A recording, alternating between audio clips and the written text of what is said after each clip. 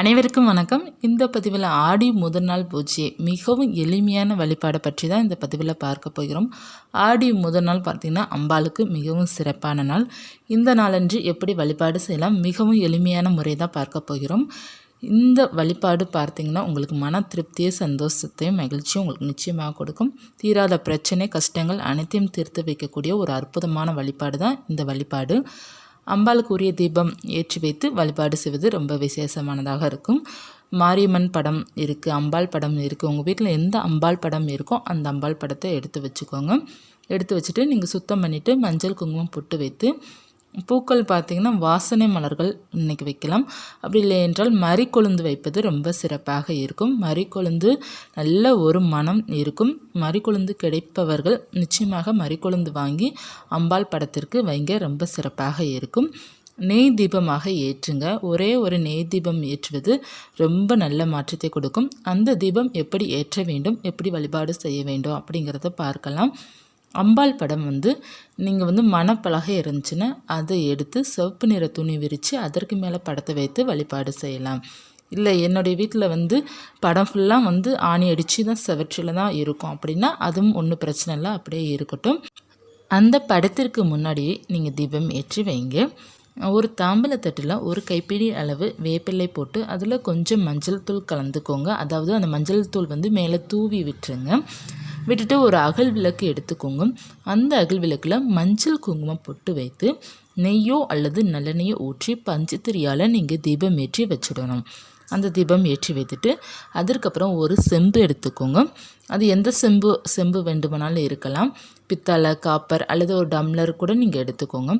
எடுத்துகிட்டு அதில் தண்ணீர், சுத்தமான தண்ணீர் விட்டு கொஞ்சம் மஞ்சள் தூள் போட்டு ஒரு கைப்பிடி அளவு வேப்பிலை போட்டு கொஞ்சம் மறிக்கொழுந்தும் போட்டு சுவாமி படத்திற்கிட்ட வச்சுருங்க. அதில் கொஞ்சம் பச்சை கற்பூரம் சேர்த்துக்கோங்க. முடிந்தால் வாசனை பொருள் நம்ம சேர்க்கலாம். ஏலக்காய் அல்லது கிராம்பு ஏதாவது ஒன்று நீங்கள் சேர்க்கலாம். சேர்த்து சுவாமி படத்திற்கு பக்கத்துலேயோ அல்லது விளக்கு பக்கத்துலையோ நீங்கள் வச்சுடுங்க. பிறகு சுவாமிக்கு நெய்வேத்தியமாக பானகம் வைக்கலாம். ஒரு சில பேர் கூழ் காய்ச்சி வைப்பாங்க. கூழ் காய்ச்சும் நீங்கள் வைக்கலாம். பானகம் வைப்பது ரொம்ப சிறப்பானதாக இருக்கும். ஏன்னா அம்பாள் கூறியது பானகம் ரொம்ப நல்லது. கூழ் ஒரு சில பேர் ஆடி வெள்ளியில் தான் வைக்கிற பழக்கம் இருக்கும். முடிந்தால் கூழ் கூட நீங்கள் நைவேத்தியமாக வைக்கலாம். நைவேத்தியம் எல்லாம் வைத்த பிறகு ஒரு நல்ல ஒரு எலுமிச்சங்கண்ணி எடுத்து அதையும் நீங்கள் சுவாமி விளக்கு பக்கத்தில் வச்சிடுங்க. ரொம்ப நல்லது. எலுமிச்சங்கண்ணி வைப்பது நம்ம வீட்டுக்கு ரொம்ப நல்ல ஒரு மாற்றத்தை கொடுக்கும். கெட்ட சக்தியெல்லாம் போயிடும். நம்ம வீட்டில் நல்ல ஒரு பாசிட்டிவ் எனர்ஜி இருந்து கொண்டே இருக்கும். அந்த எலுமிச்சை பழத்தில் மஞ்சள் குங்குமம் பொட்டு வைத்து உங்கள் உள்ளங்கைக்குள்ளே வச்சு நீங்கள் உங்களுடைய வேண்டுதல் வைத்து வச்சுடுங்க. நிச்சயமாக உங்களுடைய வேண்டுதல் நிறைவேறும். நம்பிக்கையுடன் செய்து பாருங்கள். அம்பாளுடைய அனுகிரகம் நிச்சயமாக கிடைக்கும். அந்த அம்பாள் படத்திற்கு மாரியம்மன் அல்லது எந்த அம்பாள் இருந்தாலும் கொஞ்சம் வேப்பிலை வைங்க. ஏன்னா அவங்களுக்கு மிகவும் உகந்தது வேப்பிலை. ஆனால் ஒரு கொஞ்சம் ஒடிச்சு கூட நீங்கள் வைக்கலாம். சுவாமி படத்திற்கு பூக்கள் கூட சேர்த்து வேப்பிலையும் வைத்துடுங்க. ரொம்ப சிறப்பானது.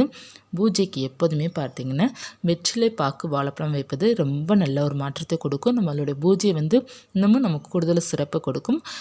வெற்றிலை பாக்கு கிடைச்சது அப்படின்னா வெற்றிலை பாக்கு வைத்து வழிபாடு செய்யுங்க. நிலைவாசலை எப்போதுமே சுத்தம் பண்ணிவிட்டு மஞ்சள் குங்குமம் பொட்டு வைத்து அங்கேயே முடிந்தால் ஒரு அகல் தீபம் ஏற்றி வைத்து வழிபாடு செய்து பாருங்கள். உங்களுடைய வீடே பார்த்திங்கன்னா அம்பாள் அனுகிரகத்துடன் இருக்கும்.